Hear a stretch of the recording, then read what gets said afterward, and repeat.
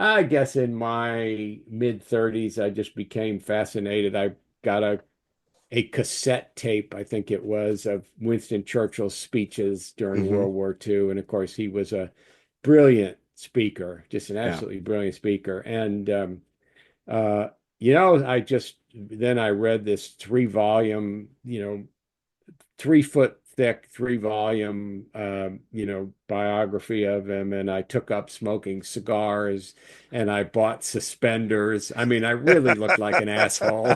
Let's face it. American Timelines is a member of the Queen City Podcast Network. Find out more at queencitypodcastnetwork.com. So now I'm obsessed with time. Come on, tell me about the time. Had it all in my hand tonight. Had the time of my life. When the words all come down like blues on Tuesdays come down. Throw it all away. And now I'm joined by Robert B. O'Connor, the author of the World War II novel Jeep Show, a trooper at the Battle of the Bulge, and the nonfiction Gumption Aid, a booster for your self-improvement plan. Two radically different books about morale. Uh, Robert, thank you so much for being here. It's really my pleasure. Really my pleasure. Thank you, Joe. Yeah, this is awesome. So we're, of course, talking about 1940s right now on American timelines, and so this fits perfectly. So I will want to get to your other book, which I assume is your first book. Yes. But let's just jump right into Jeep Show. Uh, let's just start off with just give me an overview of the book and what Sure. maybe why you were inspired to write it. Yeah. Um, I'll start with the why, first of all. Sure. Both my books, as you mentioned, were about morale. I've had a kind of a multi-year interest in morale and how we do the hard things in life when they need to be done, whether we like it or not. So I got interested in Jeep Show because I was actually researching a nonfiction book about a circus promoter in the 50s and 60s. Hmm. I managed, and he's been gone a long time. I managed to reach his daughter, and she told me about him. And she said, but by the way, he was an enlisted entertainer in World War II, Mm. MOS, Military Occupation Specialty 442. And I said, I did not know that there were enlisted entertainers in World War II. And Right. she said, yes, there were. They were in the Morale Corps. And The as Morale a Corps, they the call it. Morale Corps, the My army gosh. was, Napoleon famously said, morale is to the material as three is to one. And the U.S. Army, took that to heart, and they Hmm. had many efforts to improve morale of soldiers. The efforts in the rear areas and training camps were as much as anything to keep the soldiers out of trouble Hmm. on their free time. Sure. Yeah, I But imagine. Yeah. what this woman told me is not only was her father in the Morale Corps, but he did Jeep shows with Mickey Rooney, the famous star from the number one Hollywood box office The star of number one star in 1939. the world. Right, right. Yeah. Um, his and I said, what were Jeep shows? And she said these were enlisted entertainers who would drive up in a Jeep to very, very close to the front lines, Hmm. and they would do shows for combat infantry who had come back, half a mile or so for a hot meal and uniform exchange. Wow. They do kind of short variety shows, very much vaudeville, successors to vaudeville. Yeah. And so I said, wow, I'd like to know more about that. And she said, well, his older sister, my Aunt Mabel, saved every letter he wrote home from training camp and from Europe. Oh my And goodness. yes, a primary, the big, you see this neon sign that says primary sources, primary sources. And so I said, oh, gosh, can I come down to Dallas and read them? I'll put on Oh my goodness. archival cotton gloves and, I Yeah. won't sneeze on them. And Yeah, I'll yeah. be and she said, "Oh, don't worry. My sister published them in a book. It's on Amazon." Oh, So, that's so way easier. yeah, so I got this, but I did go down and see them and look at the scrapbooks and all that, but Cool. very nice people. Yeah. But so I got this book with, 150 letters. And then I found on the endless internet, I found the Morale Corps manual by Oh, the Army from 1944. So it gave all sorts of specifications about many oh, things, including yeah. Jeep shows. So it was like you attach trailer M7 to your Jeep and you attach microphone, M6 to your Jeep's battery, and you can have a backdrop if you can, you Oh can my order gosh. So off. it really is makeshift Yes. entertainment. Yeah, they would if when they were doing it after dark, they would use the Jeep headlights for For their the spots. spotlights. Oh Yeah, my for their goodness. spots. And they would do as many as 11 shows in a day. So Oh my the gosh. period that I'm talking, the heart of the book is set in late December 1944. Hmm. And at that point, the American army in Europe was literally on the German border. They had moved very, very quickly after they got out of Normandy and the hedgerow country. Hmm. They had kind of outstripped their chain of supplies, so they were spread out on the German border of essentially Luxembourg and Belgium, and spread kind of thin. And so they weren't getting many supplies, and they certainly weren't getting any entertainment. USO shows could not go that close to the enemy, Hmm. nor the Red Cross.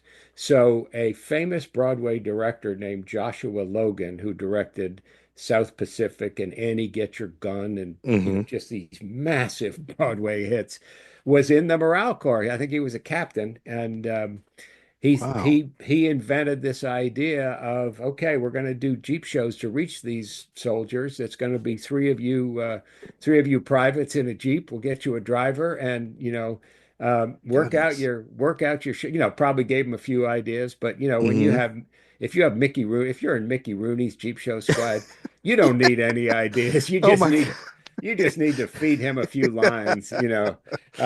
An absolute genius. Oh So yeah, so for sure.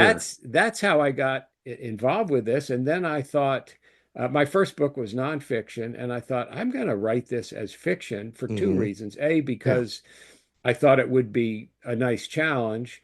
And then secondly, because these guys were actually in real life doing Jeep shows all along this German, Belgium, Luxembourg border Yeah. in December of 1944. So I Yeah. thought, well, he was already there. I'll Yeah. just get him stuck there for a night. And it happens to be the night of December 15th. And Mm. in the morning, he wakes up to a massive amount of German artillery Hmm. landing all around him because they kicked off in most of the areas, and this was the German attack in the Battle of the Bulge was over about 100-mile front, a massive front, and they kicked off in most of those areas with a heavy hour-long artillery bombardment. So I thought I want to get them involved with the Battle of the Bulge, Yeah. and I kind of want the challenge of writing fiction. So that's a Jeep show right Yes. there. Oh my gosh. That's so I've been bragging about once your folks reached out to me about wanting to be Yeah, on the podcast, I read right away about your book and everything and was just really fascinated because I, like probably a lot of people and you, had never heard of Jeep shows, right, didn't know this was a thing that happened. right, Um, Obviously everybody knows that, Bob Hope and everybody and people like right. that did entertaining, Yep, but to imagine these folks going into dangerous areas where, right, people are like just coming, like you said, coming right, right back from the right, battle is right. unbelievable. And so, and honestly, I will say I'm not, my first question was going to be, yeah, why not, why, fiction, was it, Right. Yeah. fiction based on true stories? Yeah. Um, but now that you put it like that and the way you described it, I can't wait to read it now. Um, and Please. and yeah, and as I'm reading some of the reviews, everybody's just like, what they say, Kirkus reviews. It seems Yeah. odd to call a World War II novel delightful, but that's exactly what you Right. get with. But I could really see now how it is delightful. Mickey Rooney.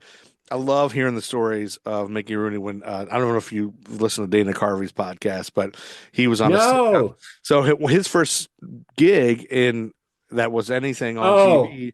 Dana Carvey was in a sitcom with Mickey Rooney, I have and heard about that, but I it, haven't heard him talk about it. That must be great. yeah, so the you can watch them on YouTube. Yeah. They're actually on there, and it's of course a terrible sitcom, but but it's hilarious watching Mickey Rooney just like soak up and that's when Dana Yeah. Carvey's got all these stories and does a great impression of him about how he was to work with and everything, and I just laugh every time. And of course, his Well, impression is it's great. important, Joe, when you think about Mickey Rooney, to understand he was a genius. The directors he worked with in the late 30s Hmm. said, one of them said, a very veteran director said, the two most talented men actors I ever worked with were Charlie Chaplin and Mickey Rooney. Yeah. They were both geniuses. And the thing about geniuses is where there are great strengths, there are corresponding weaknesses. And Mickey Rooney, who was, I mean, he could do anything entertainment. Hmm. He was excellent on drama. He was super funny on comedy. He could do stand up. He could do Hmm. impressions. He learned to play the banjo in a day. He was an excellent drummer. Yeah. His only problem was he couldn't grow an inch over 5'1", but that's, you know, Yeah, he was a but tiny guy. Yeah. there he was.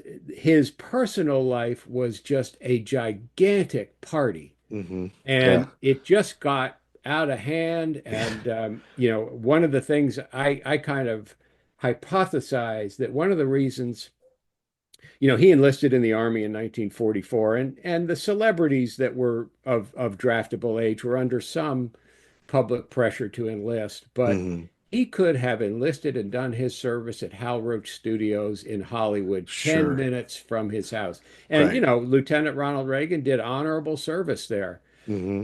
Rooney chose to go all the way in and to go over to Europe and be in this, fairly risky outfit. Hmm. Uh, and I hypothesize that it may be unconsciously he was trying to escape the, kind of ruinous life he was living Yeah. in Hollywood. Hmm. He returned to it after the war and kind of took right up where he left off, unfortunately. But I'm full of respect for him. And, Hmm. he went through very hard times after the war, but he stuck with his profession. At some point, the only work he could get was doing, like, he'd show up to a cocktail party in Hmm. somebody's house in New Jersey and, entertain people, for an hour at a Yeah. entertains. That's all the work he could find for a while. But, Yeah.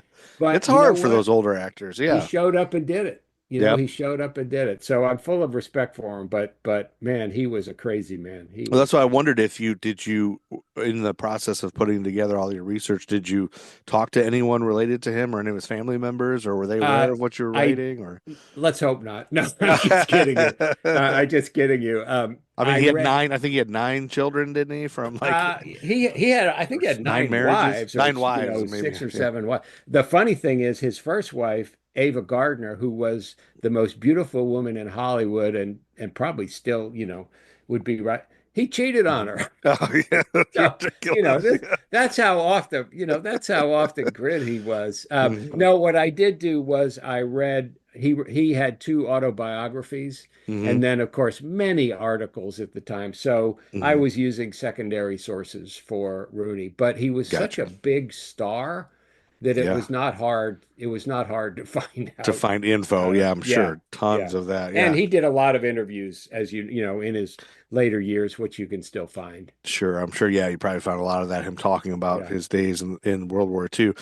So yeah, I'm also interested also because I don't know if you've seen the episode I put out with Hunt Hall's son is my uncle, and Uh-huh. so we talked about it naturally came to pass because in the early stages of World War II, Hunt Hall had done a warning video, a training video Uh, for ah, how not to kill your friends, and it was kind of a funny yeah. thing. But he also served very briefly in World War II. I think he was kicked out after a month, for screwing around or whatever. So Just talking with my uncle all the time. He's got so many stories about Hunts Hall and the Yeah, old days and the yeah, Bowery Boys, and so that I mean, just those days, I can just imagine how those yeah, guys were, and yeah.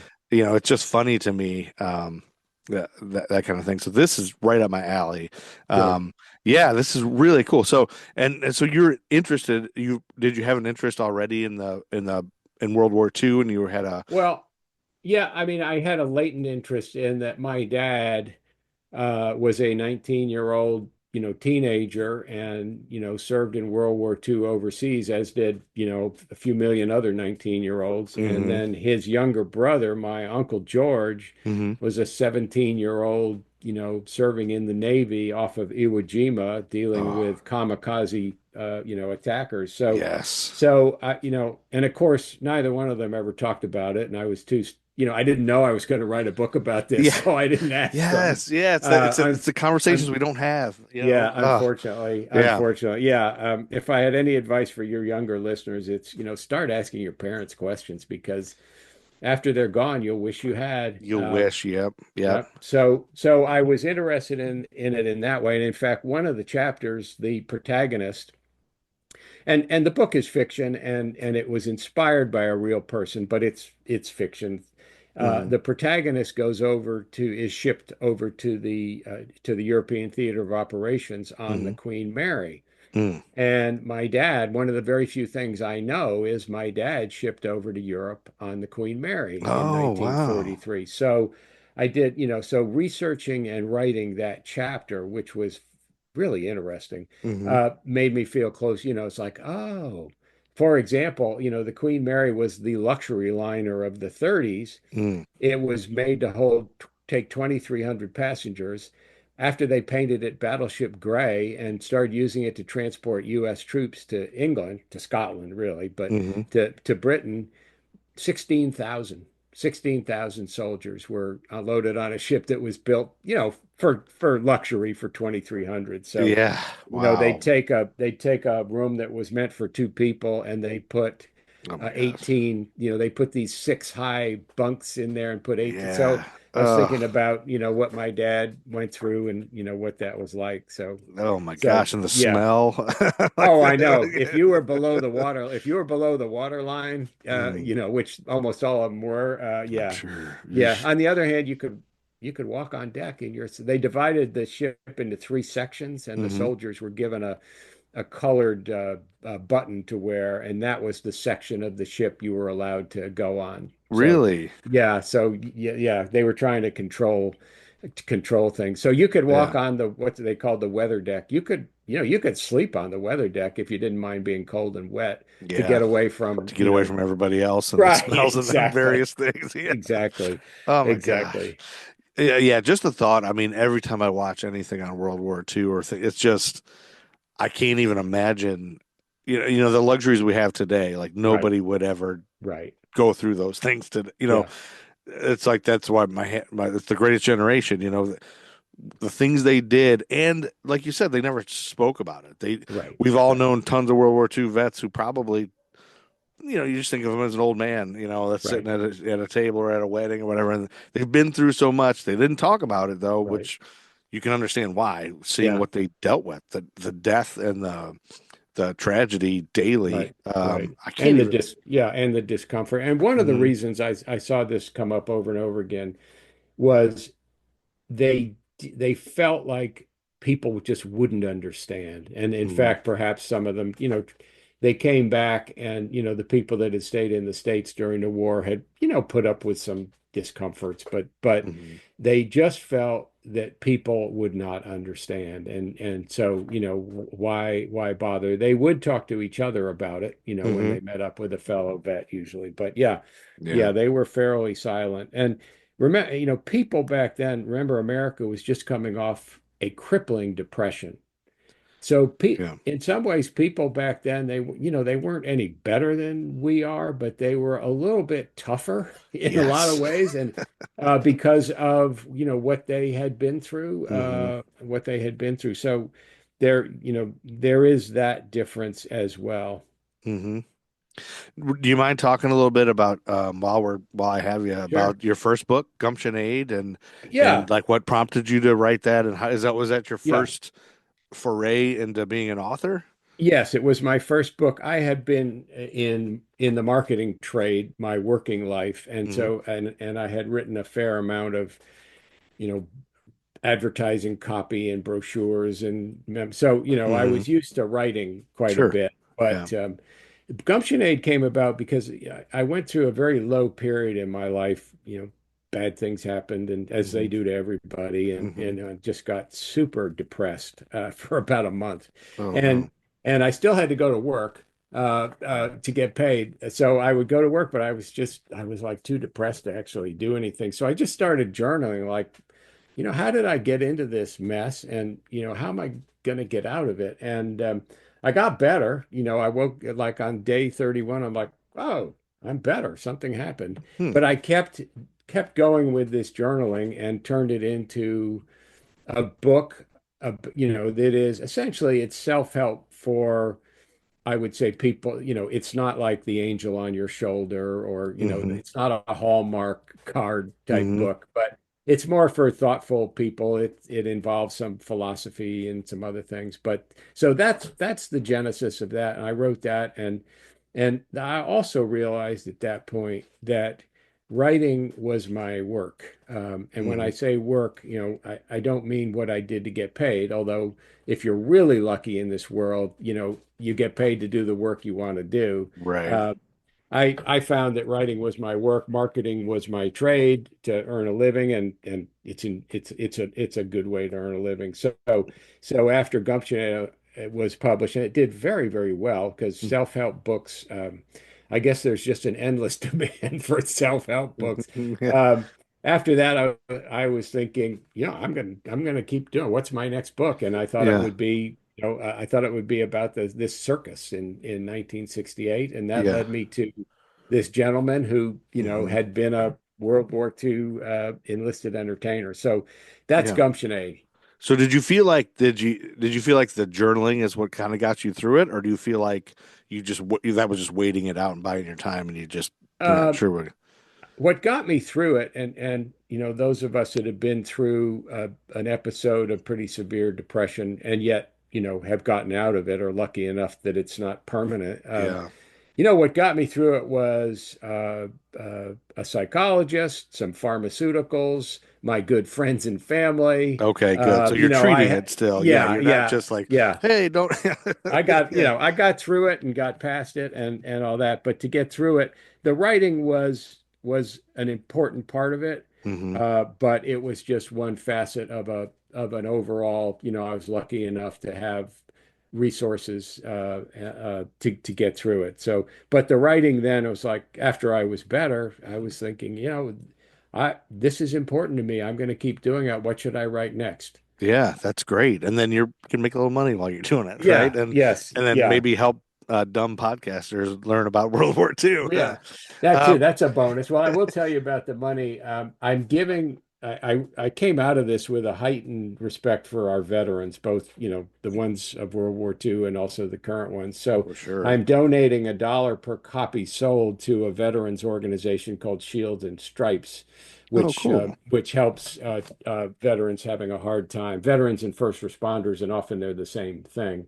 Oh, And that's great. yeah, it's very cool and it's quite a good organization. And I told them, I would give you all the profits from the sale of Jeep Show, but I promise you $1 per copy will be way, way more.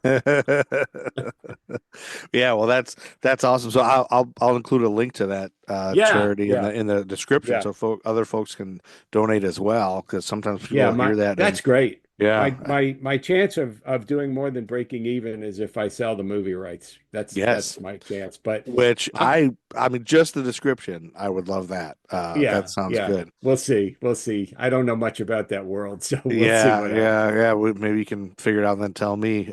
Yeah, But okay. tell me about your Winston Churchill phase. Oh, well, my Winston Churchill phase, yes. I guess in my mid 30s, I just became fascinated. I got a a cassette tape, I think it was, of Winston Churchill's speeches during Hmm. World War II. And of course, he was a brilliant speaker, just an Yeah. absolutely brilliant speaker. And uh, you know, then I read this 3 volume, 3 foot thick, 3 volume, biography of him. And I took up smoking cigars and I bought suspenders. I mean, I really looked like an asshole. Let's face it, you know, let's That's face it. awesome. Yeah. Yeah, let's face it. So, yeah, I went through it and And did you actually smoke the I, cigars or did you just oh chomp them? yeah, no, Yeah, no, no. you were a I cigar smoked guy. them. Yeah. Yeah, I smoked them. I don't anymore, thank goodness. But it was a phase. So yeah, I think that lasted a couple of years, and then I grew out of it. Do you have knowledge of cigars? I mean, did you acquire like the finer cigars and the You know, things like that? I probably did at the time. I'm kind of uh, thrifty, Okay. so like with cigars and bourbon, Hmm. and it's kind of the same thing, which is, yeah, you can pay, a massive amount of money, but if you'll ask the guy that runs the store, Yeah. say, well, what would what cigar for like $5, is close to the $25 cigar, and he'll show you, Yeah, they know. Yeah, yeah. they know. And So that's why, yeah, yeah. My big question is there a difference? There's a cigar right, shop that recently opened up near me, and I went there for the first time. Not a cigar guy, not really a yeah, liquor guy, I'm more of a beer right, guy. good, good. But I went there just because my buddy was like, I want to kind of feel like Mad Men. I want to be a cool guy. So we went there. Yeah. And we just felt, I was like, we were hesitant to go because like we don't know what we're doing. We're gonna look like idiots, and so we went with some friends of ours that go often, and we were just kind of like, okay, tell us what we're not spending a lot of money on cigars. We have no idea. Like the ones you get at the gas stations is the Right. extent of what I've done. And every time I did that, it's like my tongue felt Yeah. like gross for 2 days. So we got the cheap ones, like you said. We got the cheapest ones were $8. They cut them for because my other fear, Yeah. like I don't know how to cut them. Like, Yeah. where do I Yeah. cut? What do I? Is it going to be, tobacco falling out of my mouth? So they cut it for me. They gave me the lighter. But I will say, only I think just the difference between the cheap stuff you get at the gas station Yeah. and the $8 ones. Yeah. I didn't have a Oh yeah. bad they were nice, it was Right. a nice thing. And then I drank it old fashioned, so I felt like, John Yeah. Ham or Oh yeah. whatever. So, Well, and Joe, you definitely don't want to smoke a cigar that's peach flavored. oh, is that right? If it's peach flavored, it's not it's too cheap, unless you're gonna make fill it with pot and Oh, what's right. that? Make a blunt out of Make it, a which blunt. Yeah, I've that's never done, but I've heard people do it. I'd imagine. I don't know that I could handle that much weed, Right. in Right. a that's a lot to fill that. So it's like Yeah. I'm a lightweight. I'm a one puff guy. I'm Yeah. done. So I Yeah. don't really Yeah. do it either. But Makes me paranoid. I don't do it at yeah, all. me too. That's it. I'm like, oh, man, why would I voluntarily make myself more nervous? Exactly. I'm nervous about life as it is. Same thing with I feel like horror movies and true crime that my wife talks about. But yeah, so and folks have told me with cigars, like there's chocolate flavors and there's coffee flavors and that. So yeah, that's interesting that you got into that. But then you recognize that you're coming off as an asshole, so then you stop. Um, and then the baseball stuff. So you said your mom got you into baseball? Yes, we lived in New York. My family lived in New York in the early 60s, and we Okay. used to go to Yankee Stadium. The whole family would, get on the Lexington Avenue subway and go to Yankee Stadium. And I think it was, a dollar. The tickets were $1.25 or something like that. Yeah. And my mom actually kept score. Your listeners may not know, but they used to sell programs at baseball games where you Hmm. can literally keep track of every pitch and Hmm. every out and what the Hmm. batter did. And my mom, who was a phys ed instructor Hmm. and a coach, Oh, loved to wow. do that. So, Yeah.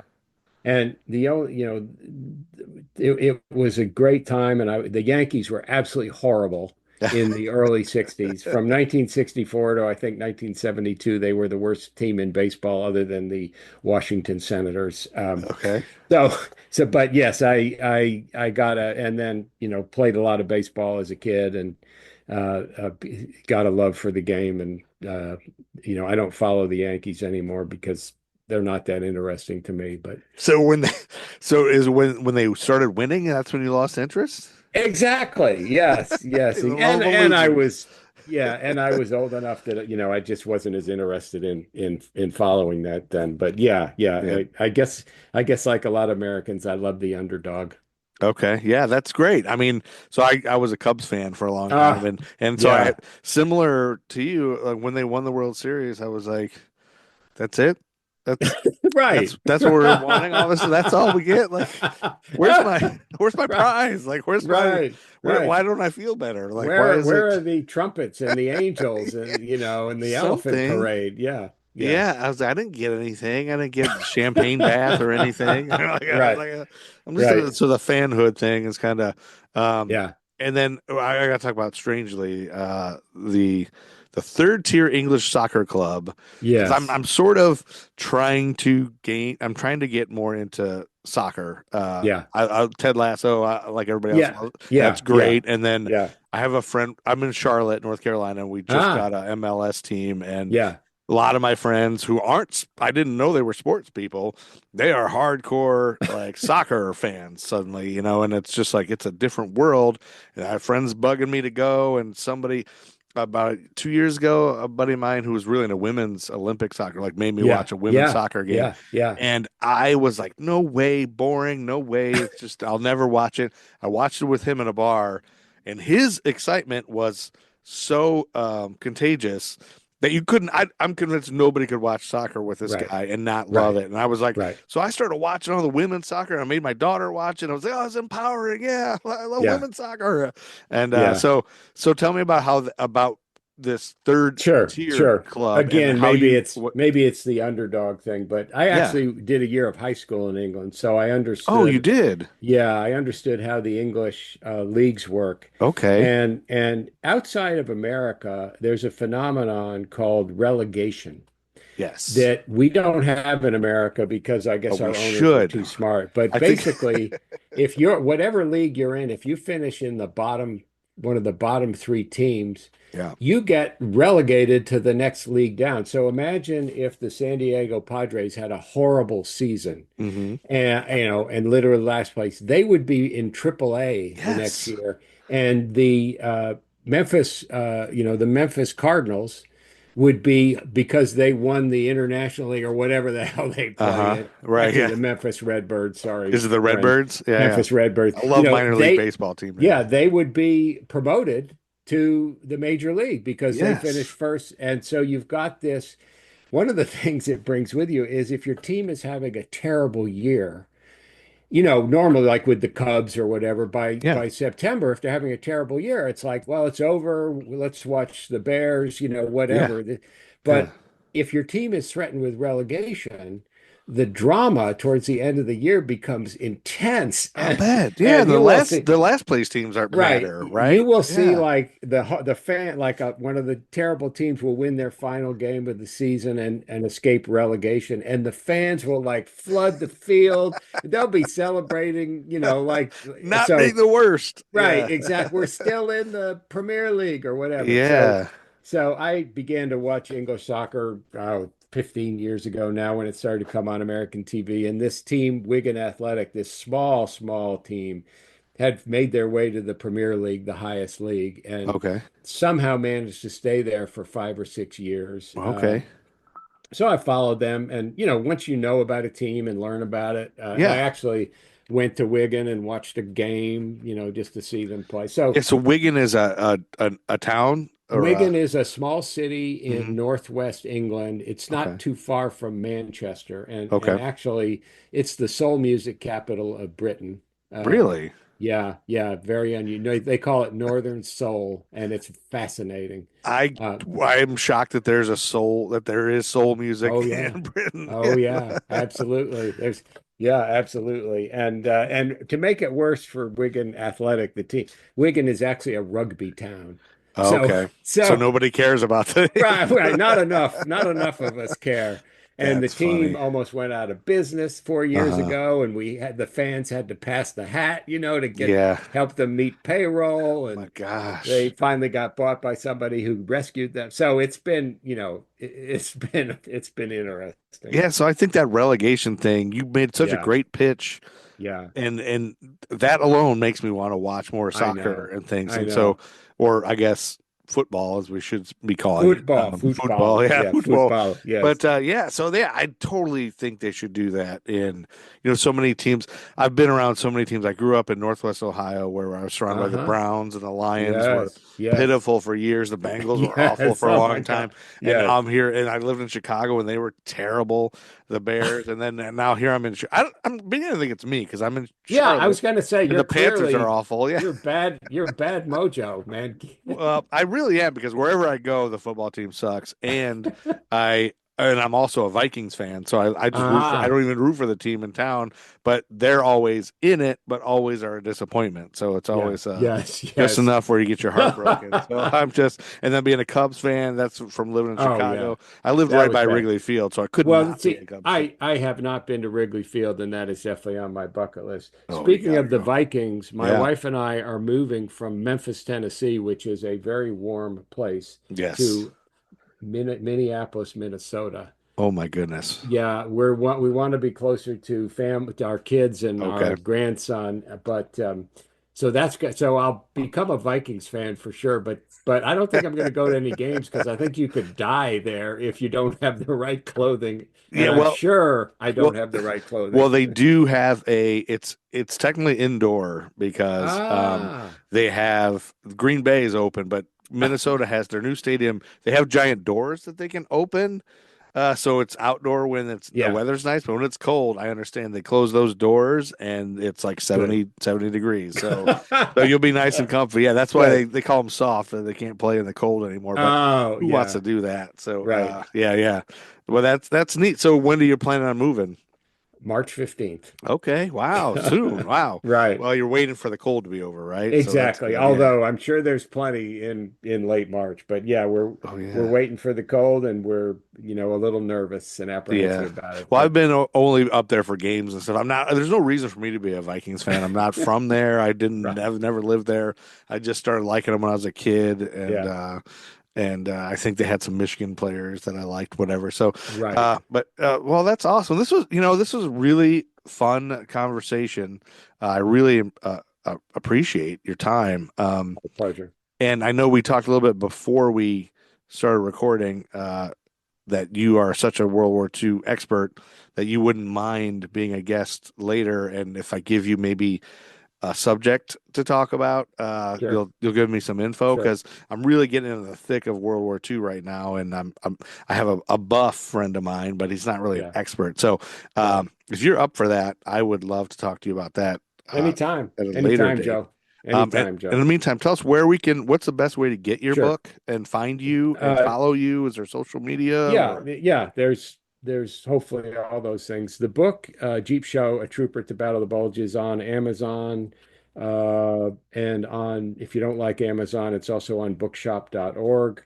okay? So, go to Amazon and just enter Jeep Show book. Hmm. Um, it's available as an audiobook if you don't read. It's Yes. available as an ebook if you don't want to carry heavy books around. And then for people like me, it's available as a book on paper as well. Gotcha. I Yeah. have a Kindle, but boy, I Hmm. just prefer to hold the book in my hands. Yeah. Yeah. I'm Uh, an audiobook guy myself because okay, I yeah, drive yes, yeah. 50, 100 miles a day sometimes. Oh, then that's killer. Yeah, So I yeah, just that's my that's I don't who has time to read. That's my whole thing. But I will definitely be getting the audio version of this. And good. so is jeepshowbook.com also like I see Yeah, that's the that's my website. website, and it's Hmm. got background on the book and on me, and then it's got. I wrote an essay. There's a character in the book, a war correspondent, and Hmm. I got so into I was one of the chapters. The protagonist is in occupied Germany, and I got so interested in occupied Germany that I Hmm. read a couple of books about Europe right after World War II. And so I had this war correspondent write a column for the New York Times, which they don't accept. But Right. it's after the war, and he's talking about kind of the disillusionment, it's there's a bunch of Nazis still in Germany, and we have to let them run the place because no one, there's too, no one else can, Yeah. and what Russia's up to and all that. So I wrote this column, and I ended the book with it, and I really like it. But my editor said, "Look, you you got to end the book with your protagonist, and what he's Yeah. doing with the last minute decision he has to make about going home, and you got to end it with that. So I stuck this essay on the website, and I heartily recommend it. I would like, if you don't mind, I'm Yeah. going to read you the last paragraph of it Oh, absolutely. Wonderful. If you it would. gives, yeah, it gives some insight into the American Army was completely unique in World War II in that by 1944, all the other armies were shrinking. They were, they were losing men. They were, the American Army was growing in Hmm. 1944 and 1945, and the American Army was bigger than the Navy, the Marines, and the Army Air Force combined, significantly bigger. So Hmm. the Army had to depend on the draft. So the Army was the only branch of the service that was actually a cross section of the nation as a whole. Hmm. So the Army had PhDs. The Hmm. Army had men immigrants that it had to teach English to so they could follow their orders. Yeah. Yeah. It just had the widest variety, a complete representative sample. So he Hmm. writes about that, but I'm going to just read you the last paragraph, which makes me think of my dad. And sometimes I get a catch in my throat when I read it, so bear with me. Oh, I appreciate Um, this. Yeah. at the end of the essay, and again, this essay is up there on the website. America fielded millions of citizen soldiers who disliked the goddamn army, were ambivalent about their officers, and resisted the trappings of military hierarchy, also known as chicken shit. Yet many of them will remember their service as the ennobling experience of their lives. If you ask them, they will tell you they fought not for their country or for lofty ideals, but for each other, for their buddies, to get the job done and get home. Thank you. Yeah, That's awesome. Yeah, yeah. it gets you a little here. Yeah. Please, if you want to read the Mhm. whole essay, Mhm. if I do another edition, I'm going to jam it back in the book, I swear, because but Yeah. it's up on the website, jeepshowbook.com. Yeah, that should be there. So I'm on the website. Where is that essay? Is it under Briefings. Look under briefings? Gotcha, briefings. gotcha. And Okay. it says I think it says the WARCO, which was a abbreviation for war correspondent. Gotcha. I'm trying to, yeah, I'll have to find that. Oh, there we go. That's like a Yeah, subheading. I see all of them. Okay, yeah, great. Oh, this is great. I'm gonna look at yeah, all this stuff because I got a little World War II timeline here. I'm a nerd, a yeah, chronology nerd, so I'm gonna look at that. Well, gosh, I really appreciate your sure. time, Robert. And so, yeah, the book is Jeep Show. Uh, what's the full title? A Sorry. trooper at the Battle of the Bulge. And Yeah, trooper is spelled Trouper Yep. because this was an entertainment soldier. And this has been Robert B. O'Connor. Thank you so much for being on American Timelines. This was very informative, and you're very informative and very fun to talk to. So I Thanks, appreciate your Joe. time, and please keep in touch with me, and please come back if you Sure. will. Thanks, Joe. It was really good. Yeah, Call me anytime. you know what? Be careful saying that because I probably will. Just don't call me late for dinner. Yeah, Sorry, and I won't sorry call you about Shirley either. that. Right. Thank you so much.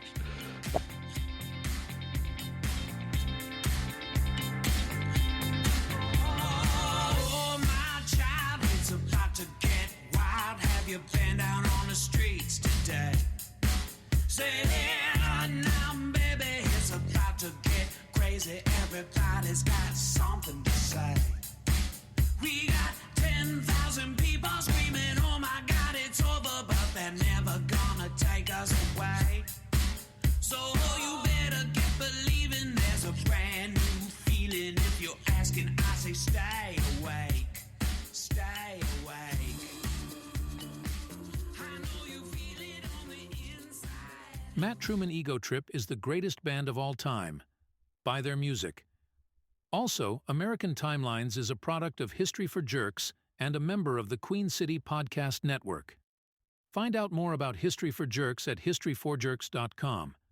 Check out the Gruff and Loud Show on YouTube and the Nerd School podcast featuring the sexy art star. There's also a dumb t-shirt shop on Threadless, created by History for Jerks. You can buy a Gordon Jump shirt or an Edie McClurg shirt. It's really dumb and stupid.